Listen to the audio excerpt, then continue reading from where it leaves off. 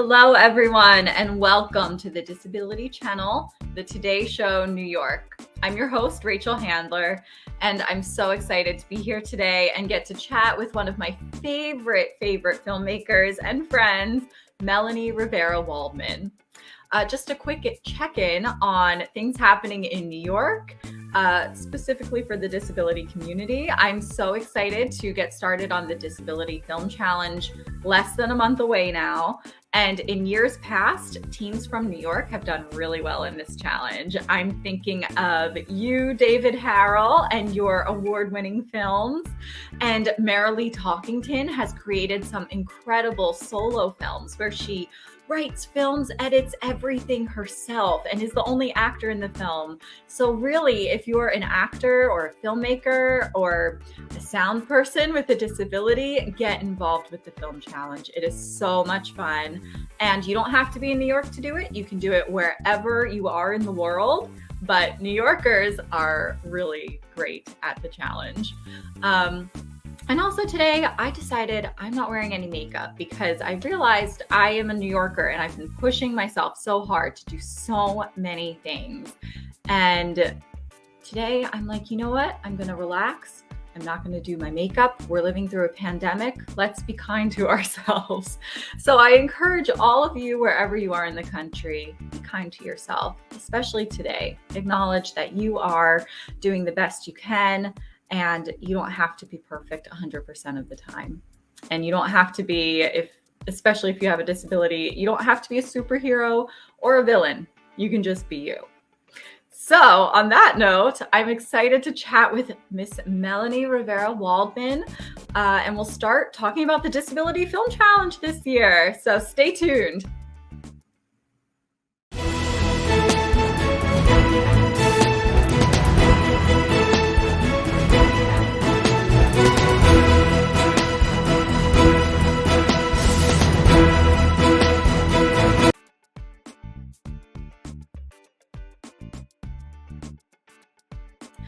Hello, welcome to the show, Melanie. I'm so happy to have you here. Thanks for having me. I'm so excited to be here today. Oh my gosh, my pleasure. Well, I wanted to talk to you about how we first met, sort of through the Disability Film Challenge, sort of through where we lived.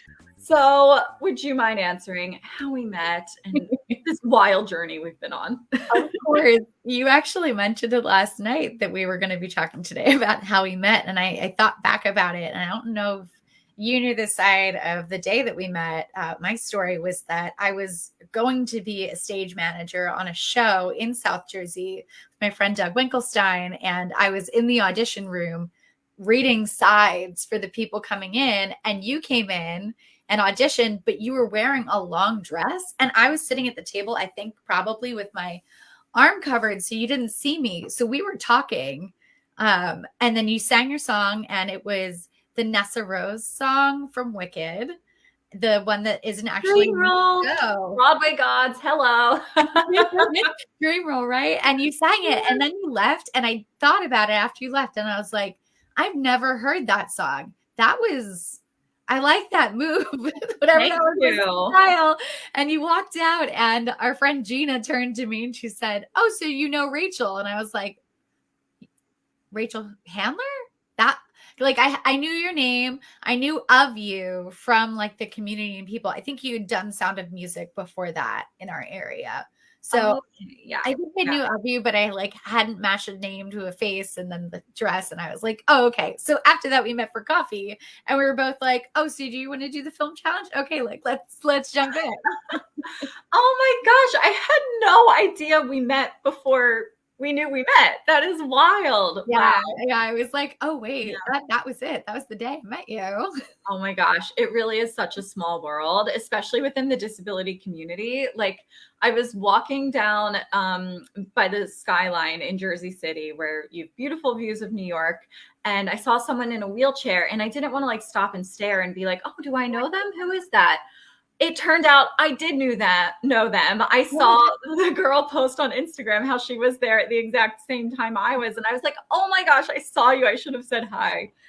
But it That's really such is. it's so funny. I always see people. I saw somebody yesterday at an audition and didn't know her through any agency. She was just at the audition and she was using a wheelchair. And I just kind of was like, be my friend. Aw.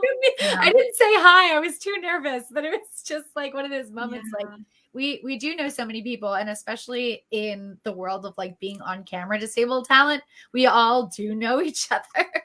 It's so true. Yeah. Genuinely do. Yeah. So I was like, oh my gosh.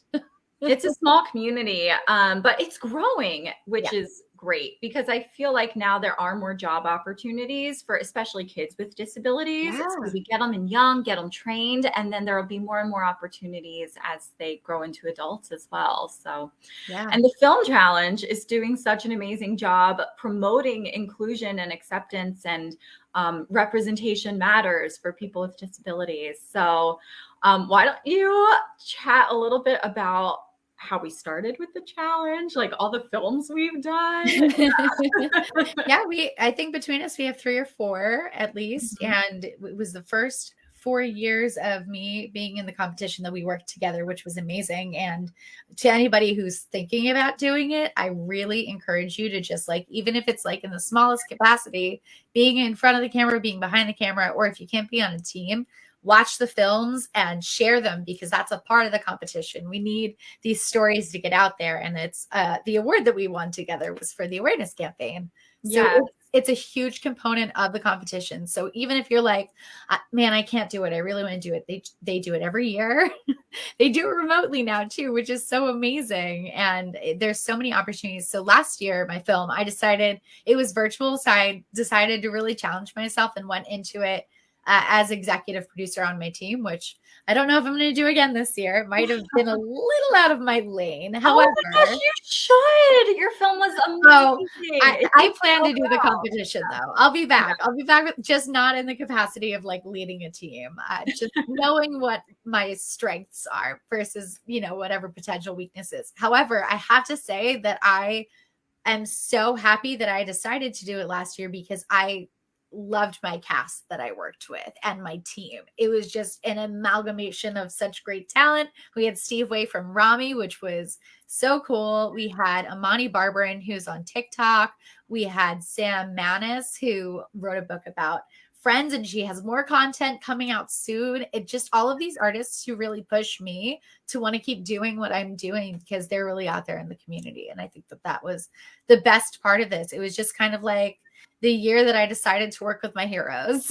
Yes, I love that. It's all about building community, working with people who can only heighten the experience and give you more knowledge and also like I'm sure you taught them a bunch of things too. So it's a very symbiotic. The more we work together, the more this the representation grows and the better it'll be. So your film Couples Therapy is on YouTube and it's so fun. It's so good. Thank you. And Disability Film Challenge, you can check out. It's just disabilityfilmchallenge.com. And it's sponsored by Easter Seals. Mm-hmm. And you can register to join a team, or you can register to do the challenge and then create your own team or try to find a team to join. There are some resources out there to find other people doing the challenge this year. So I highly recommend checking it out because, oh my gosh, Melanie and I have had the best time doing the challenge. Absolutely. Yeah. Absolutely. It's hard because as much as I like want to executive produce again, I do have a great team I'm looking forward to working with this year. And I keep getting messages like, are you doing it? Do you need a team? Do you want to be on a team? And I'm like, I wish I could be on all of the teams and be everywhere at once. I really do, because it's just so tempting. And I think that what I really want is just for somebody to watch these films and say, oh my gosh, what a great group of people. Hire us all, and then we can just like make a film in Vegas. Yes. I love that. I love that. With our colleagues and like get to be on set. I think that that's a big perk of what we do. We're very lucky to be able to call ourselves actors. There's not a day that somebody asks me what I do and I say, oh, I'm an actor. And somebody's just like, oh, okay, and walks away. Like people light up when you talk about what you do. And I think that it's really important to be proud of that too. And the aspect that it holds for your community as well. Yes. Oh, 100%. And I have to say, if it weren't for the challenge, like I might not have kept writing my own work, you know? Yeah, So it's really inspiring and motivating to, you know, see progress within the entertainment industry that you can create yourself. Um, absolutely. yeah, yeah. Completely. And I have to say thank you, by the way, because we did that first film, which was in May.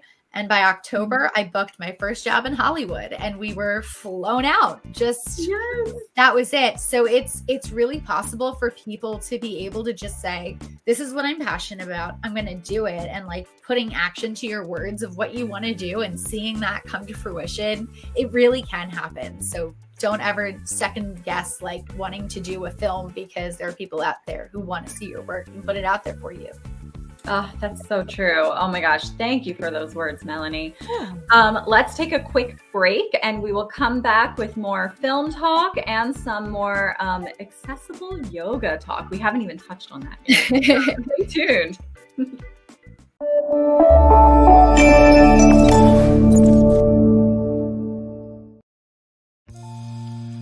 We are unstoppable, We shoot for the stars. and we can achieve anything we set our minds to. We're entrepreneurs, We are community leaders, athletes, Artists. organic farmers, We are mothers and daughters. Unstoppable. unstoppable. And yet, people with disabilities probably can't use your website. To buy your shoes. Order your food, Apply for your job. To use your data insights. just like everybody else. For millions of Americans. America. Like me. Like Me. Me. Like me. The internet is inaccessible. Hey, if your business has a website, make it accessible. For everyone. Unlock web accessibility with Accessiby. It's simple and affordable. And don't just do it to be compliant. Do it because it's the right thing to do. Web accessibility is Accessiby. Start your free trial today. Hi, this is Dave Stevens for the Disability Channel. An inability to break out.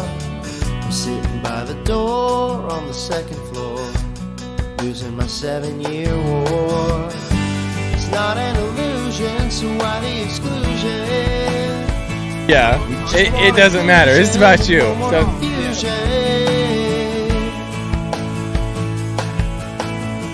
You say you're a disability dynamo. Joining me and welcome to this beautiful Travelers Championship. I only want one accolade from you. So my story is unique, it's amazing, but it's not anything that you guys don't have inside of you. I'm not a hero, I'm not anybody special. I'm just this guy without legs that went out, and I just did it. Stats outweigh the Democrats, the diplomats, and the bureaucrats. This is probably your first interview down on the ground on your butt and stuff like First that? time ever, All baby. right. Eliminate and validate and validate and validate.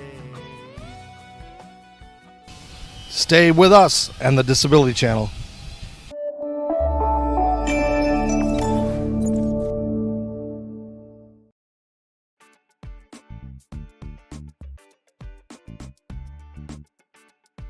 All right, welcome back to the Disability Channel, the Today Show New York. I'm here chatting with Melanie Rivera Waldman. We had just discussed the Disability Film Challenge, which is actually coming up pretty soon this year.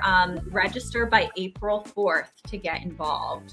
April 4th, disabilityfilmchallenge.com. And all of the previous films made for the challenge can be seen on their YouTube channel. So check those out as well if you need some inspiration.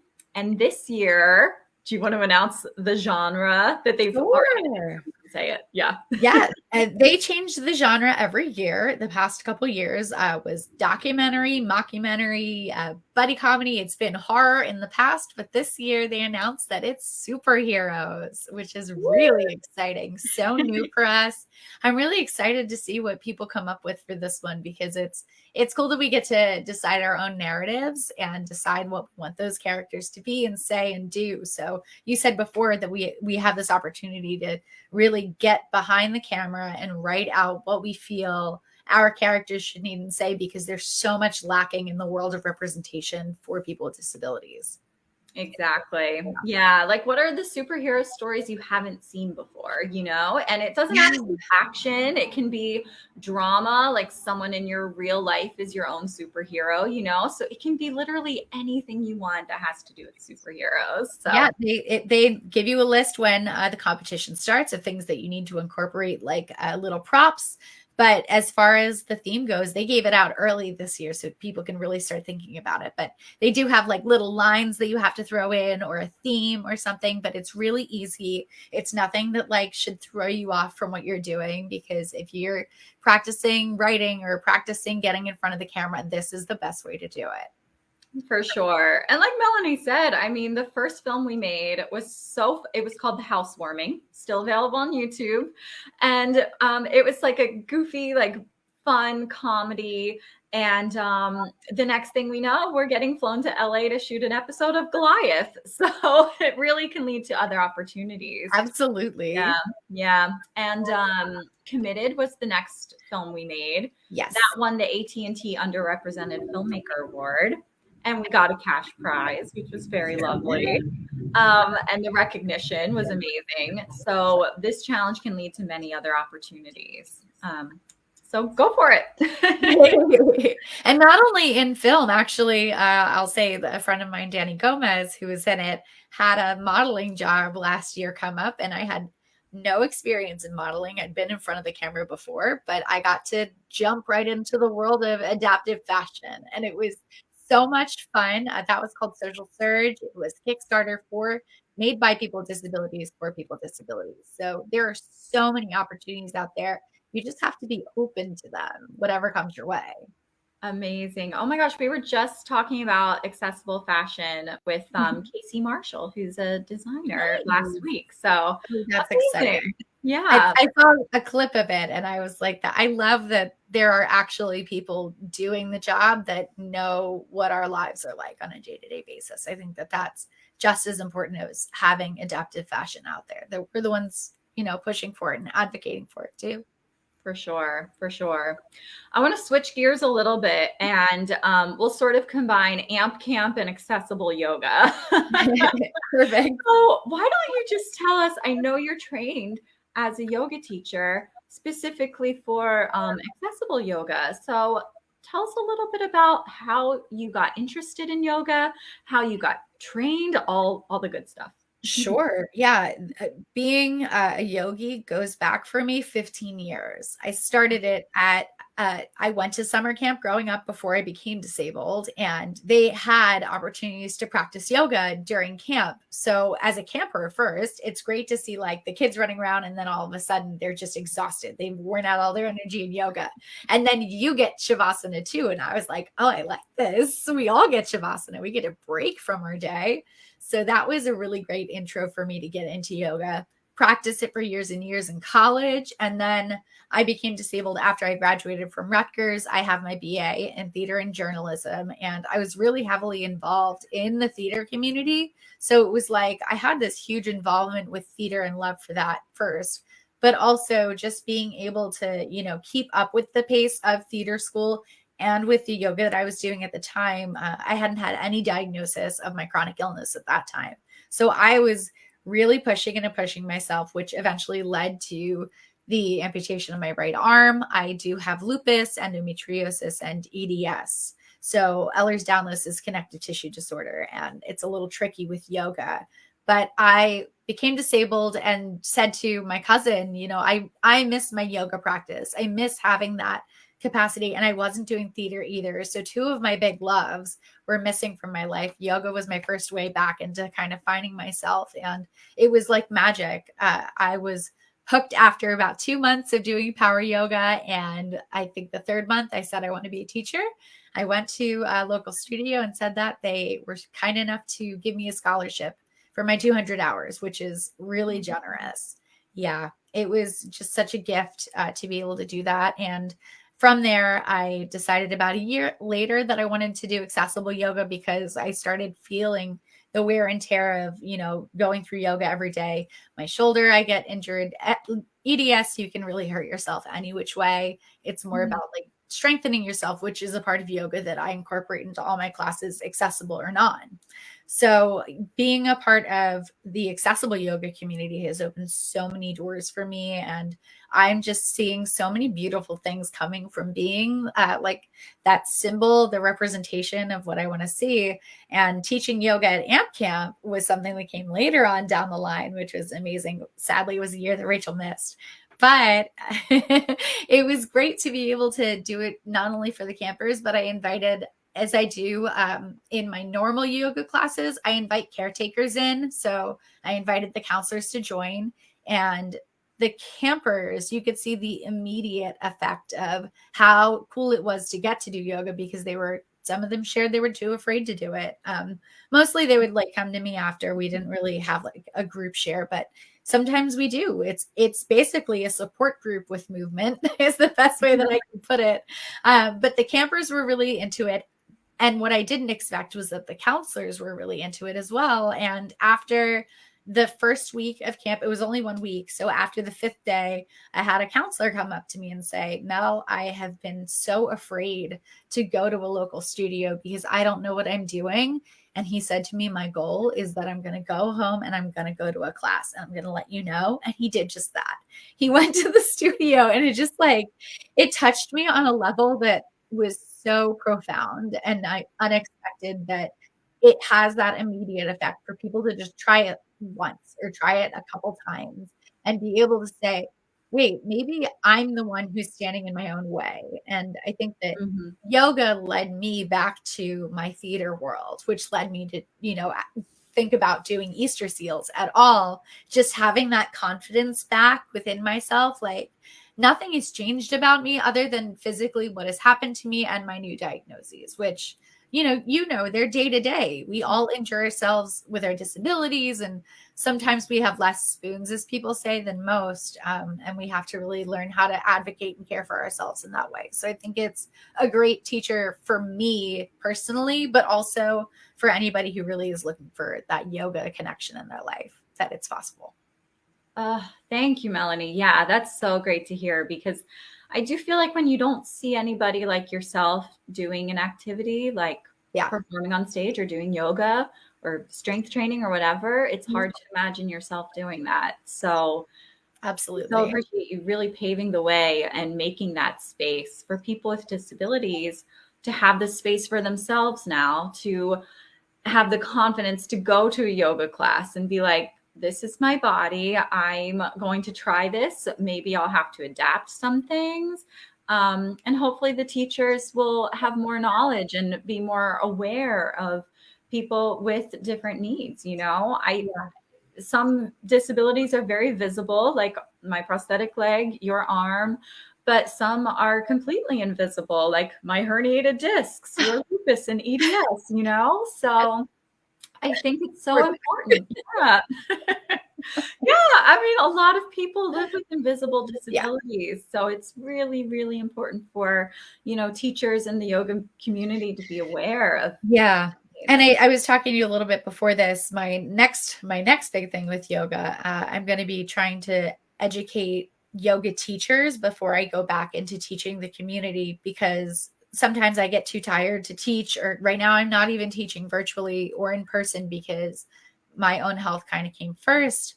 But to have other teachers be able to do what I do, it's not incorporated in a basic training of 200 hours. And I think that Accessible Yoga, the foundation that trained me, they were finally able to say to Yoga Alliance, who they're the one who certify you, that they want to be able to incorporate that, because technically it does fall under the ADA, the Americans with Disability Act, that there need to be accommodations made, not only in your physical space of yoga, but in the practice that you're teaching as well. So I think that that's the next big thing that I'm really passionate about. I think it holds such a significance for me to be able to not only ask for help from other teachers, but be able to pass that torch to them. And Marcia Danzig, who was the mother of yoga for amputees, sadly just passed away. So I'm really feeling the weight of what being that amputee yogi. Like that's me. And I hope more amputees decide to, get certified to be personal trainers or whatever you want to be that's in physical movement, because there is such little representation. And I think sometimes it gets tricky because that's something that falls around like the inspiration porn kind of thing, is that, well, if I can do anything, you can do anything. It's like, no, just focus on yourself first. Yes. Oh my gosh. Yeah. It's like those stupid posters that say like, if I can do it, you can do it. And then you've got like a wheelchair user looking at a flight of stairs. Like, there's no like miracle here that's going to make this accessible, Yeah, but where's the ramp? I want the ramp. Exactly. Yeah. Oh my gosh, Melanie, thank you so much for joining us. I just want to mention AMP Camp. We've mentioned it, is the Amputee Coalition's Patty Roseback Youth Camp, specifically for kids who are amputees. And we've both been counselors there, and that's where Melanie has taught some accessible yoga classes. I'm hoping it'll be able to be in person soon, but actually, yeah, this year is in person again. I'm not going to be able to do it, sadly, but it is in person again, and they're moving to Tennessee, but it's free for counselors and campers. They fly you out, and we take care of you from the minute that you come off the plane. There's a giant group of every disability with amputees you could think of, people with wheelchairs, people who have double crutches. It is just the coolest thing watching this parade of counters and counselors go through the airport and watching everybody be like, what's going on here? Yeah, like over 100 people with limb differences just parading through the airport. Yeah. It's incredible. Such a sight. It's so cool. And you just it makes you feel lighter about, sometimes it's really heavy to be the one who's kind of overlooked and left out because you're disabled in your natural community. But when you do have that physically in place, I think that's why I was so passionate about what's coming next for me also is we had Limb Talks, which was on Clubhouse. It was our support group that we had. And we took a little break because we decided that we want to open it up to all disabilities. And I'm happy to announce we're coming back with a new name, which is Access Talks. So that's coming in the future. Amazing. Oh my gosh. So Clubhouse, find Access Talks, and find you on, follow up on that, and Instagram and all the good stuff. Oh yeah. So Access Talks is on Instagram. We were on Clubhouse. We're moving to Zoom now, so we can have recorded videos with captions. We're going to have transcripts in the future. It's going to be as accessible as we can make it. And it's myself, our friend Alex Capolini, who is learning to be an MD, and she's just such an incredible human. She writes articles all the time. She's in the New York Post. And our friend Sam Rossiello, who has a background in adaptive golf and sports. So he's going to talk about all those things, and I'm hoping to bring entertainment into that as well. So we are on Instagram. It's Access Talks, all one word. You can go ahead and follow us and find updates there. As for me, Where's Waldman? My last name with Where's, no spaces. And my website is MelanieRiveraWaldman.com. Amazing. Oh my gosh. Thank you so much for joining us, Melanie. Everyone, check Melanie out online. She's amazing. And thank you for joining us again. Thanks, everybody. Thanks for having me, Rach. My pleasure.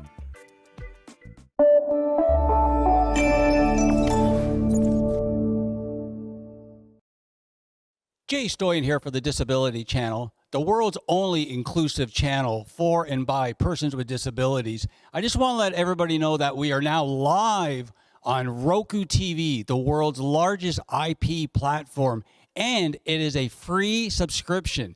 Again, the Disability Channel is live on Roku TV, the world's largest IP platform, available in more than 27 countries around the world, and it is a free subscription. Subscribe today, the Disability Channel.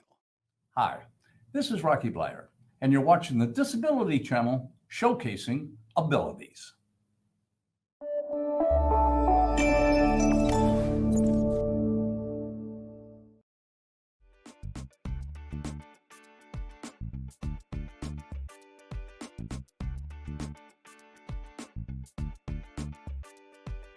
All right, everyone. Thank you so much for joining us today with Melanie Rivera Waldman. It was so fun to get to catch up with Melanie. She's one of my good friends, and we're both Jersey girls, born and raised in New Jersey. I'm up in Jersey City now, North Jersey, with a beautiful view of the Manhattan skyline. I can see the Empire State Building from my window. And I'm just so thrilled to be able to catch up with her. And I think it's so important now, especially through this pandemic, to connect with other people in your community, other people who can lift you up and make you feel good about yourself and learn new things about yourself. And especially since the pandemic happened, you don't have to be in the same city. You know, Melanie's in South Jersey, I'm in North Jersey. So thank you for joining us. I hope you gleaned a lot of knowledge about the film challenge and accessible yoga from this conversation. And feel free to reach out to Melanie, follow her on Instagram. She's a wonderful source of light and inspiration. And I'm so glad to have her in my life. So thank you for joining us, and see you next time.